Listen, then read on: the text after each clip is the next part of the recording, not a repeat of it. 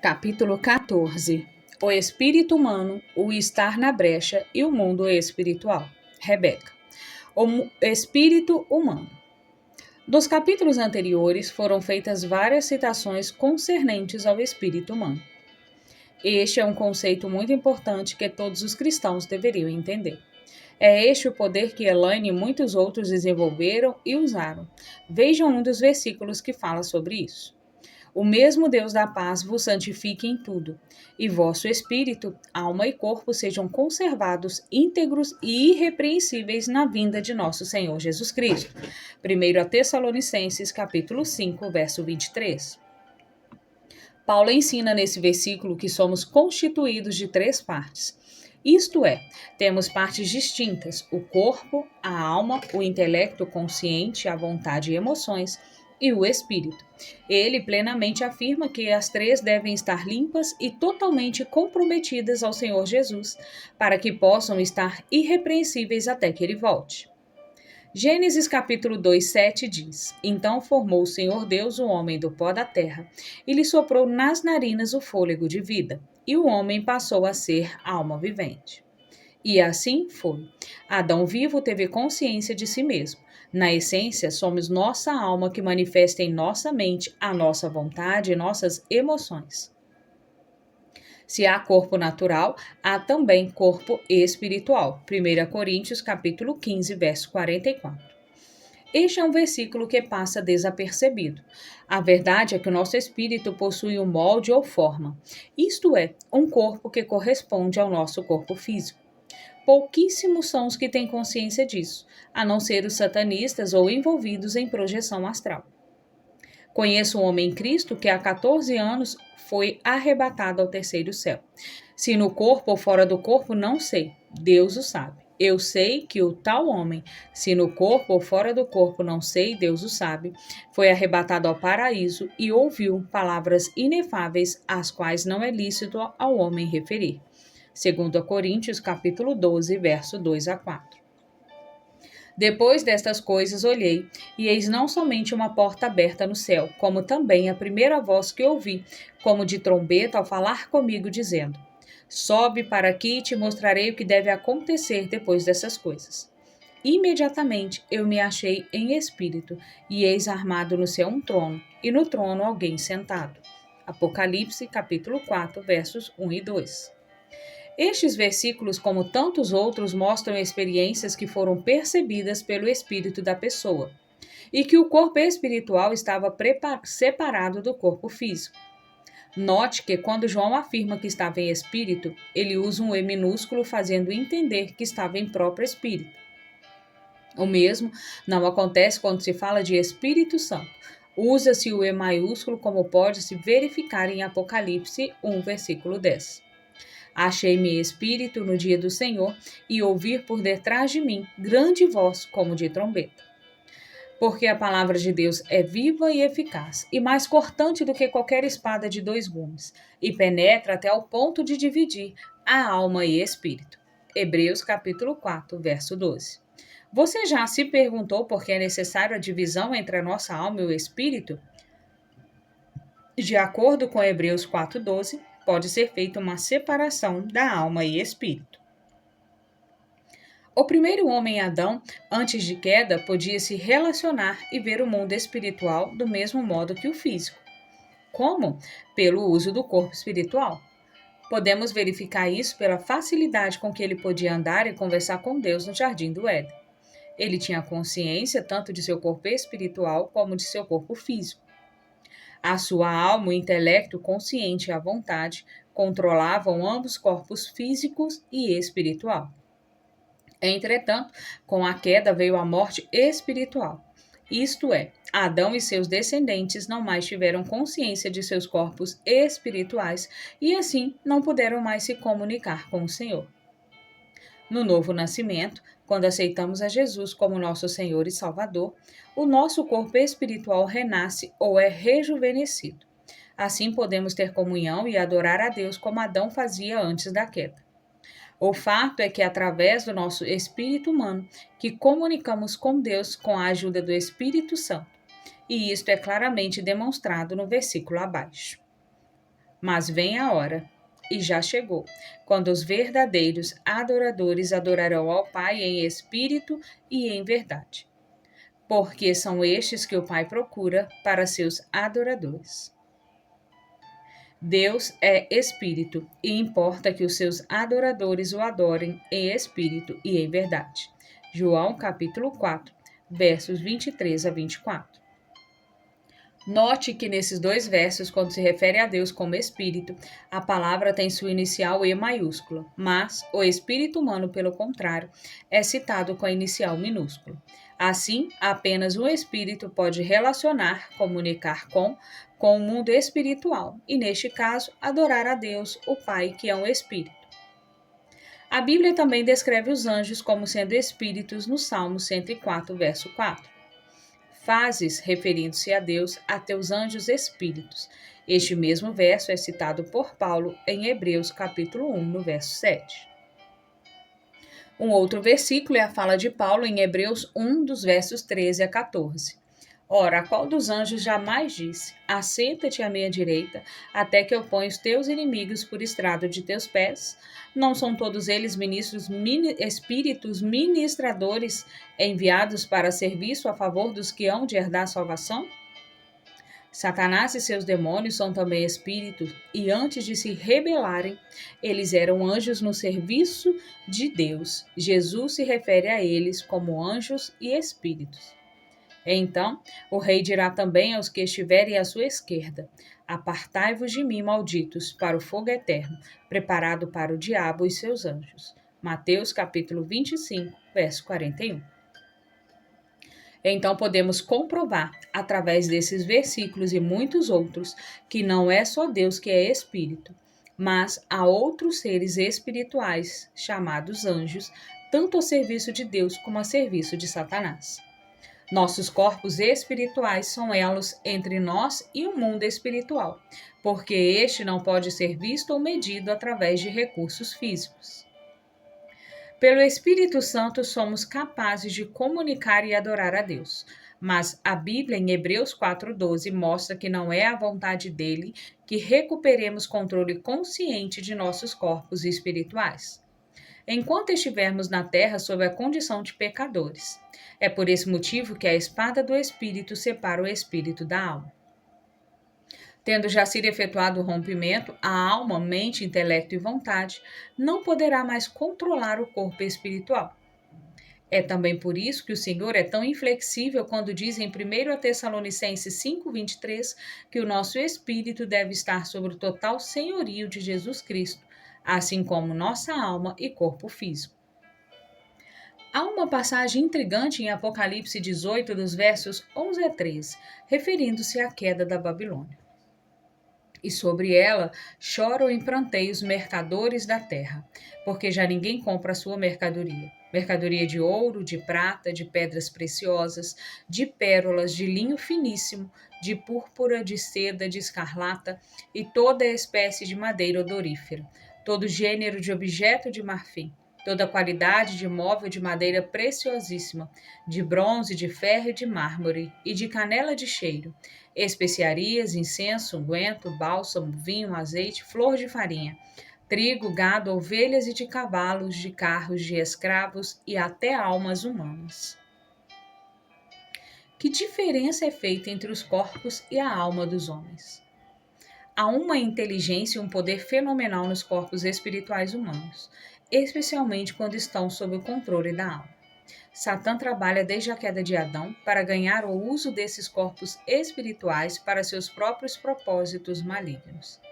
Os corpos dos homens são fracos e servem muito pouco a Satanás.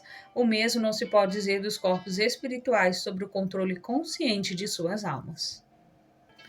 O objetivo de Satanás é ensinar as pessoas a recuperar o controle consciente de seus corpos espirituais. Muitos o fazem, quando conseguem, passam a perceber o mundo espiritual do mesmo modo que o físico. Assim, conversam livremente com os demônios, conseguem sair de seus corpos físicos usando os corpos espirituais. Vão a lugares e conseguem fazer certas coisas que para a média das pessoas é encarado como um poder sobrenatural. Foi com seus corpos espirituais que as bruxas e bruxos atiraram-nos eu e Elaine, contra as paredes e pelo quarto sem estarem presentes fisicamente. Éramos incapazes de vê-los porque os nossos olhos físicos não podem ver o espiritual. Deus não quer que seus filhos controlem seus corpos espirituais desta maneira. Se o fizéssemos, nós só estaríamos totalmente abertos a tentações do pecado, não seríamos integralmente dependentes de Deus e também estaríamos constantemente conscientes de Satanás e seu reino. Há uma classe de demônios que intitulam a si mesmo de demônios do poder.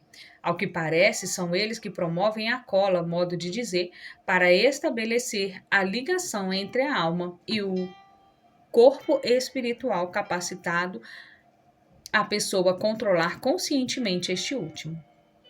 A imaginação é o passo fundamental para desenvolver o elo entre a alma e o espírito.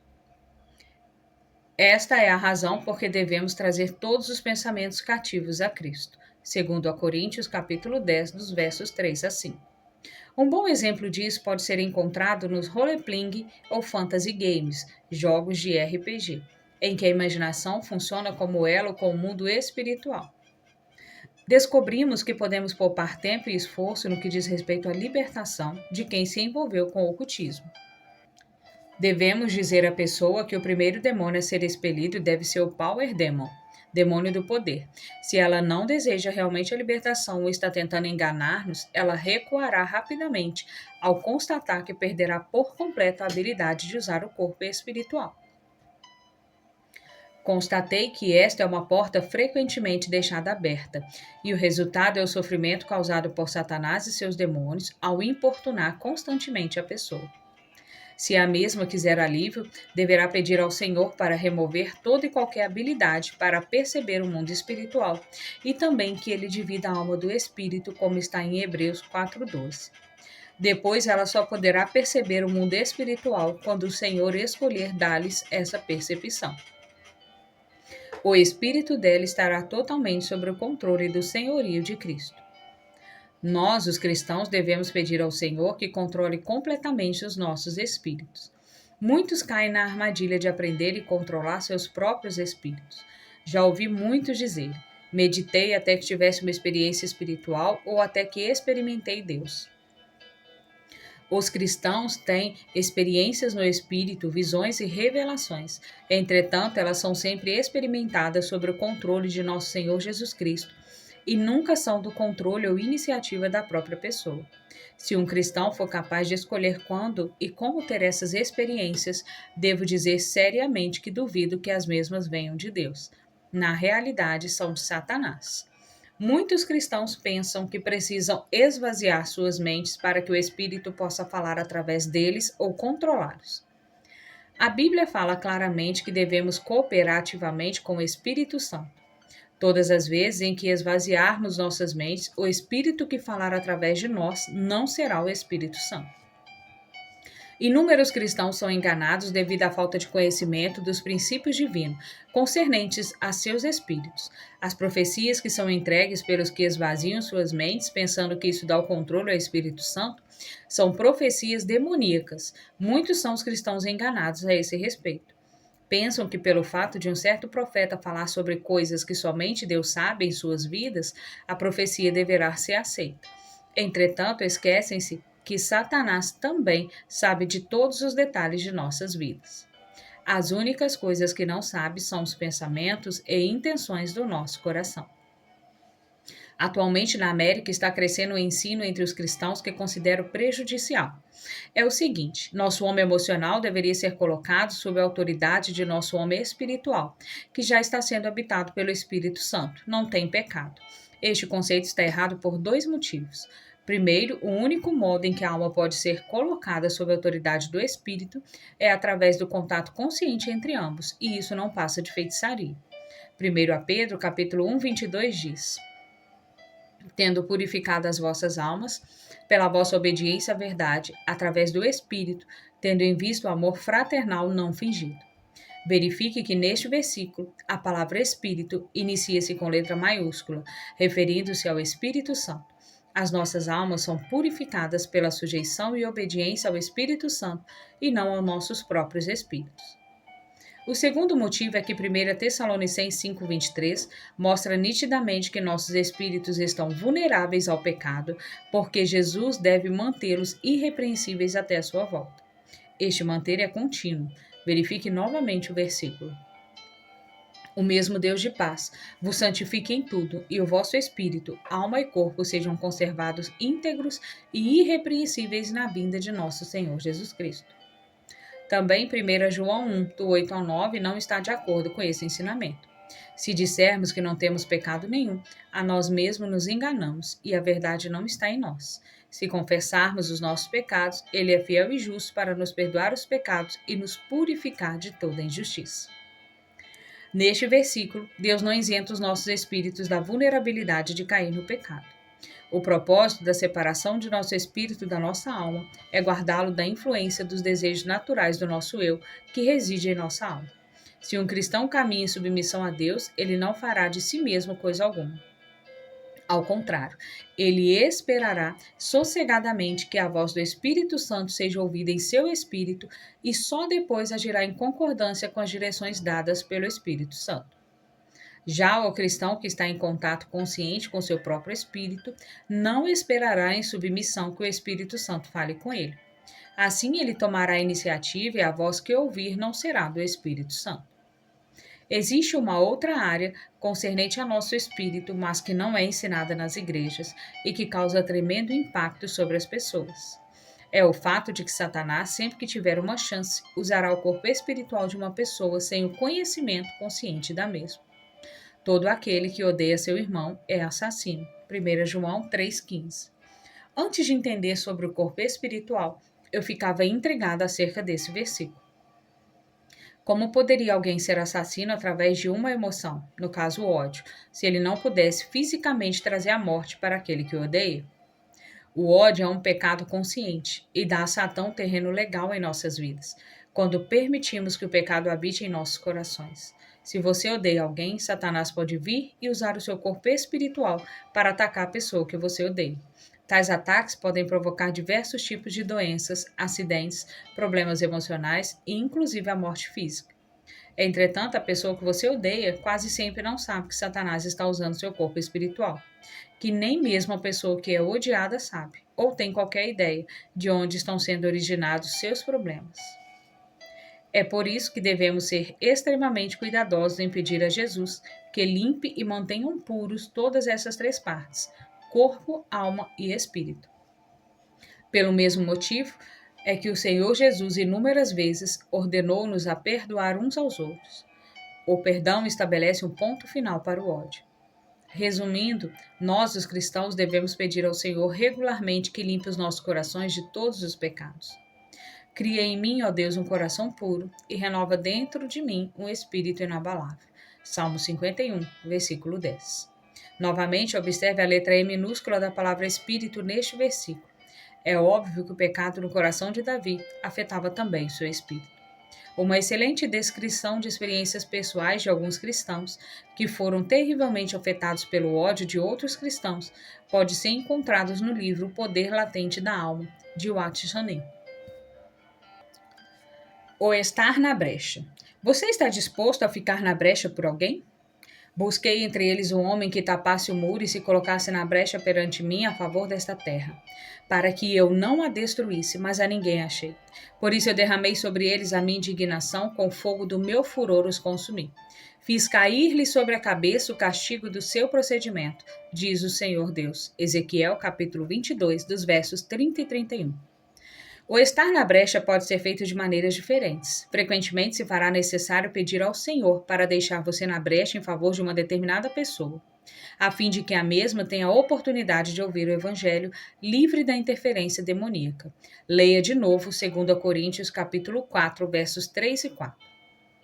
Mas, se o nosso evangelho ainda está encoberto, é para que os que se perdem que está encoberto, nos quais o Deus desse século cegou os entendimentos dos incrédulos, para não lhes resplandeça a luz do evangelho e da glória de Cristo, o qual é a imagem de Deus.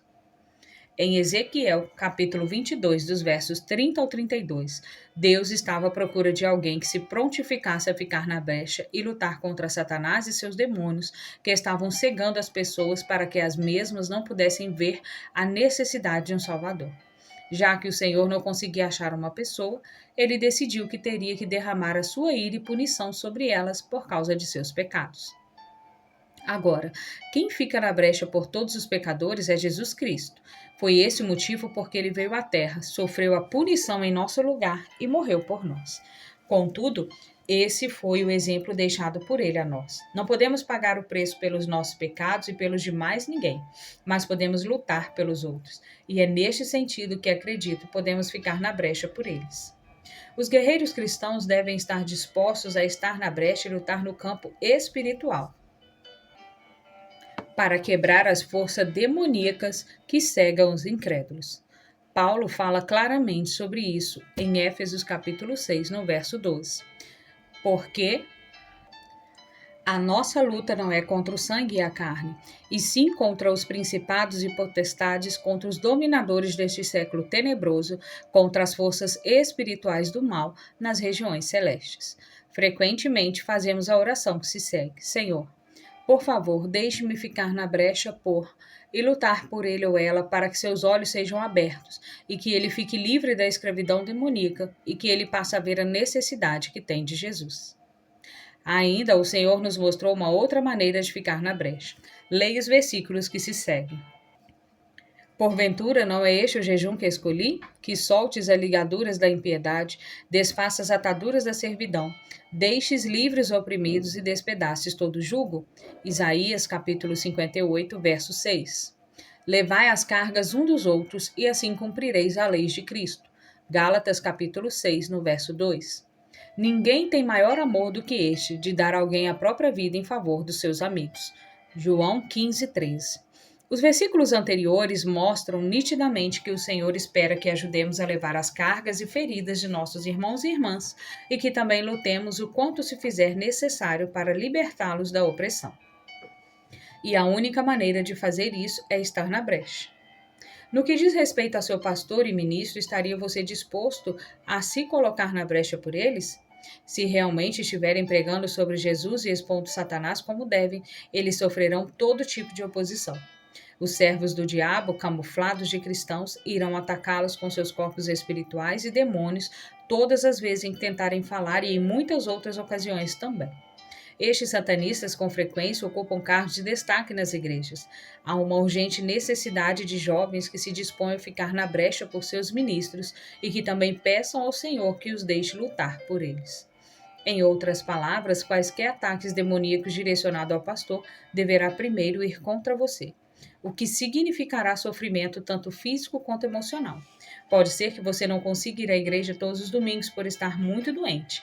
Poderá sofrer acusação falsa dos membros da sua igreja. Você está doente porque não está indo à igreja.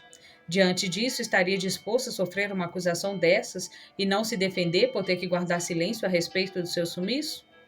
Estar na brecha por alguém é o modo de dar a própria vida por um amigo. Quero esclarecer uma coisa. O fato de ficar na brecha não significa aceitar o que vem dos demônios. O propósito é ficar no poder de Jesus Cristo, e você não deverá aceitar as doenças ou qualquer forma de opressão. Terá que rejeitar toda opressão demoníaca em nome de Jesus Cristo e proibir que a mesma o aflija, assim como a pessoa por quem estiver lutando. Em primeiro lugar, esse é todo o propósito de se estar na brecha.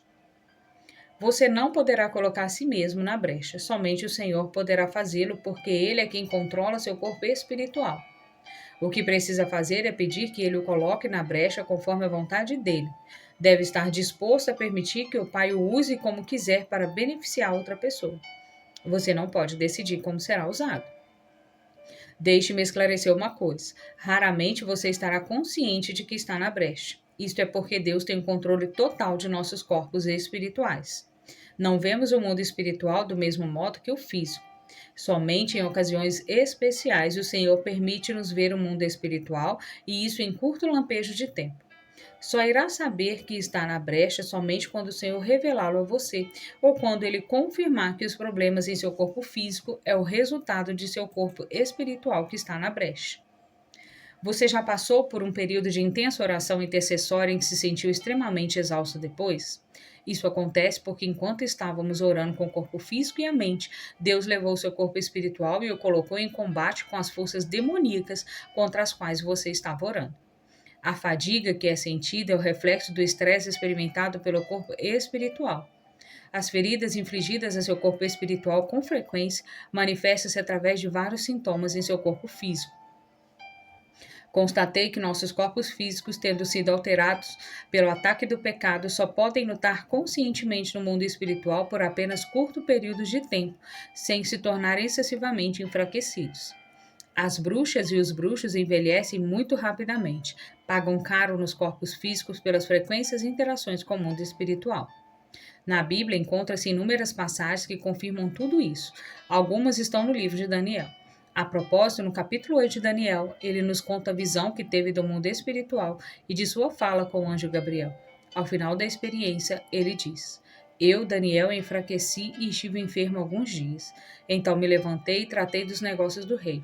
Espantava-me com a visão e não havia quem entendesse. Daniel, capítulo 8, verso 27. Veja também o capítulo 10. Sou eu, Daniel, tive aquela visão. Os homens que estavam comigo nada viram.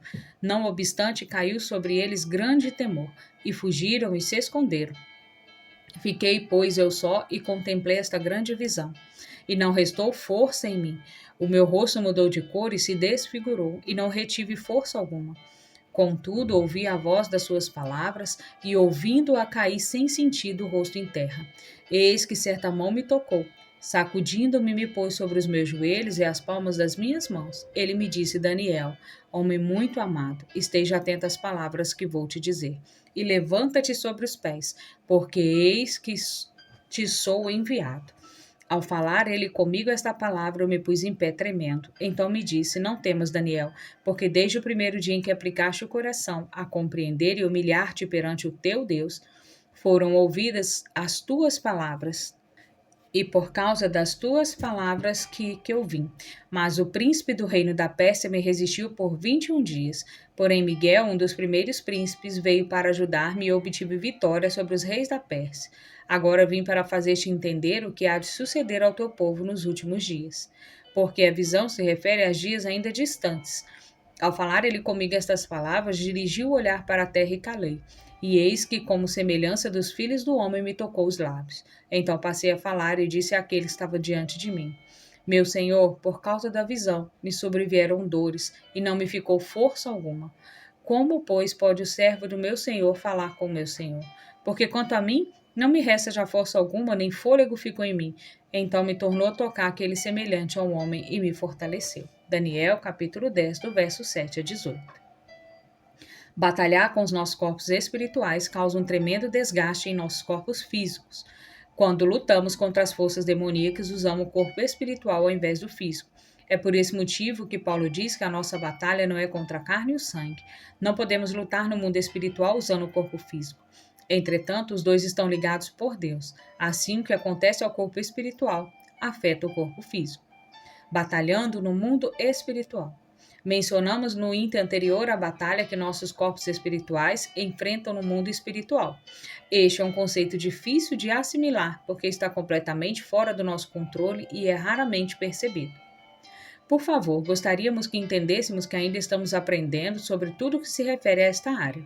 Nas Escrituras existem coisas profundas a este respeito e ainda estamos pesquisando e pedindo a Deus esclarecimentos.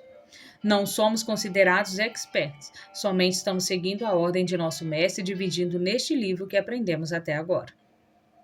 Uma vez que você entenda que o seu espírito é vivo e é uma parte ativa que pode andar, conversar, cantar, pensar, orar, louvar ao Senhor e lutar no mundo espiritual, muitas passagens confusas na Bíblia passam a ser melhor compreendidas.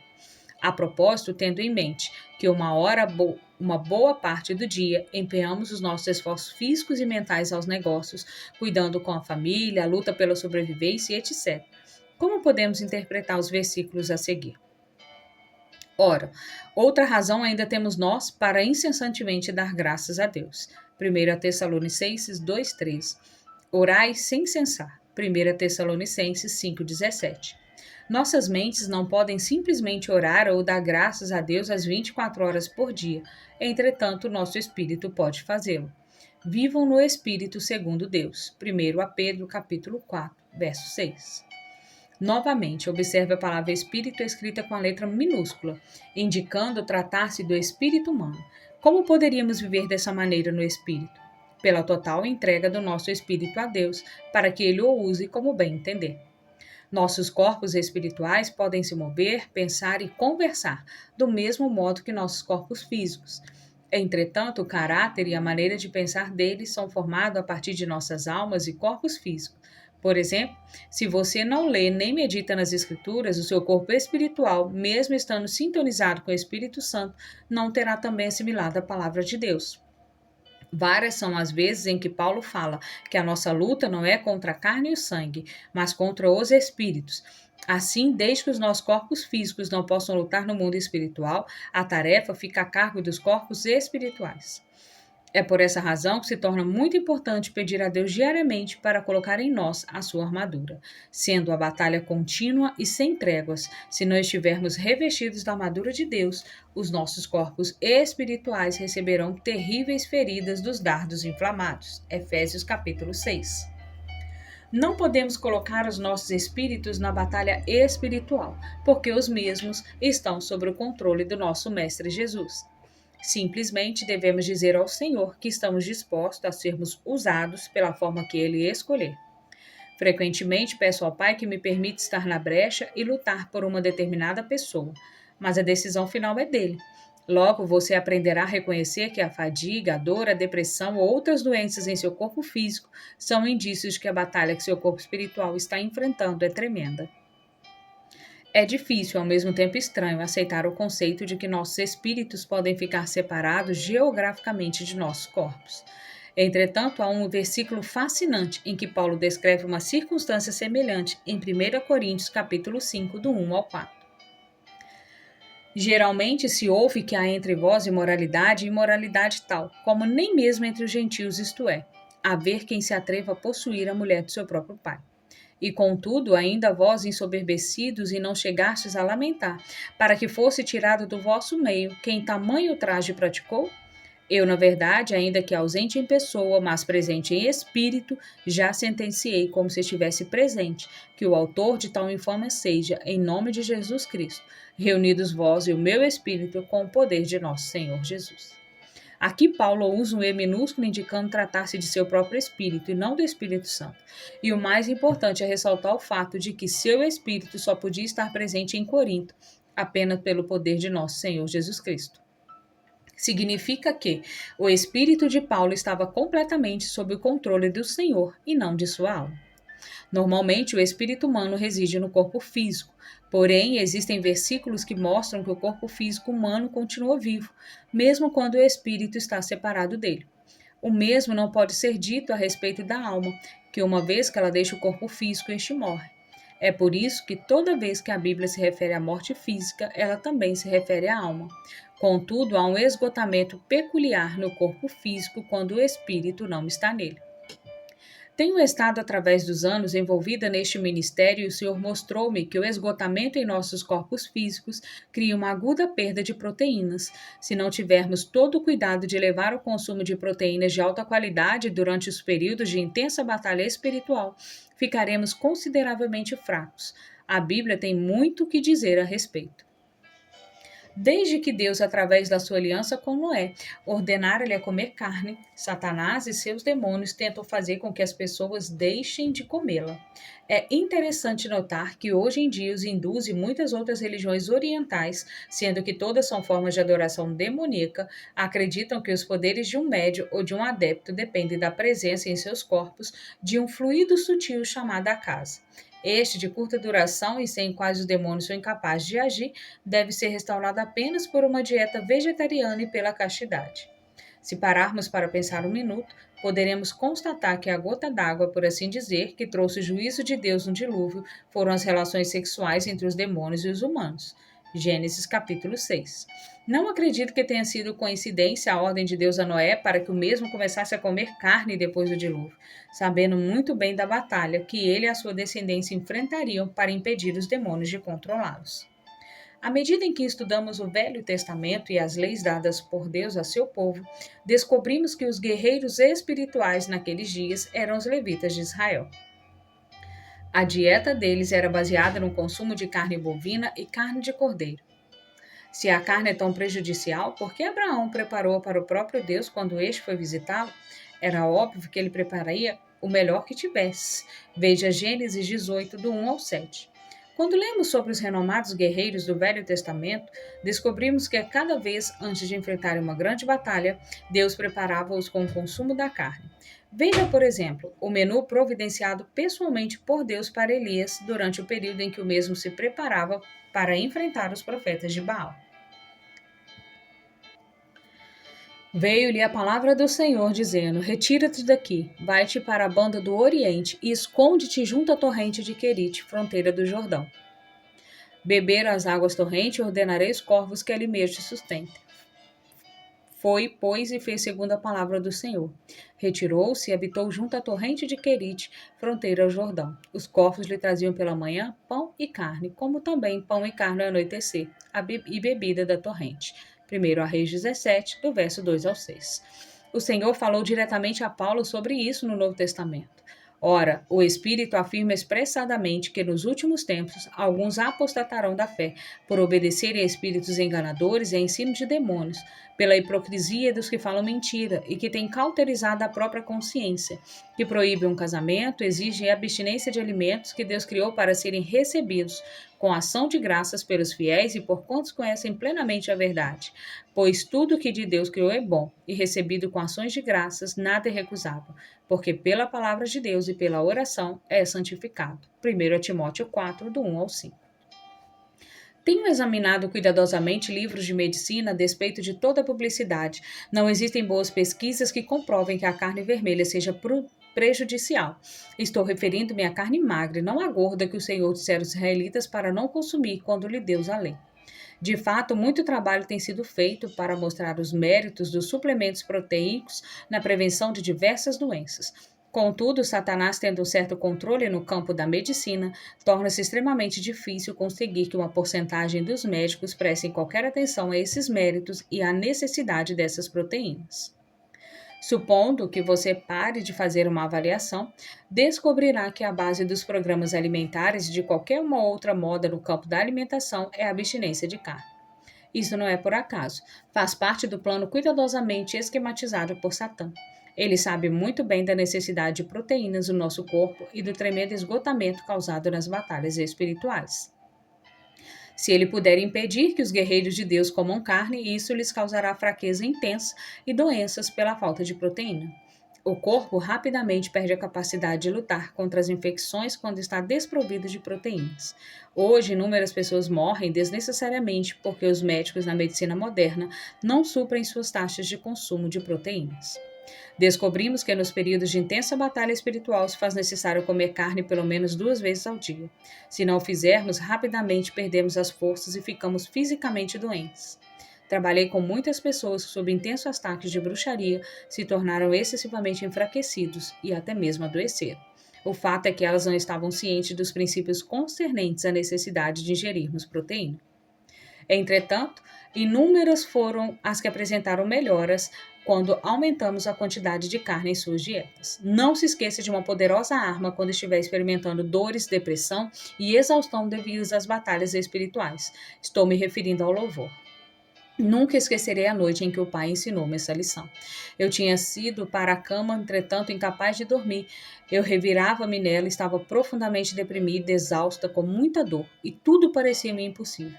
Na realidade, o que eu fazia no momento era sentir pena de mim. De repente, o pai permitiu-me ver que eu estava numa batalha, isto é, meu corpo espiritual. Contudo, eu não estava lutando. Estava no chão, rodeada de demônios, e eles zombavam e atiravam pedras em mim.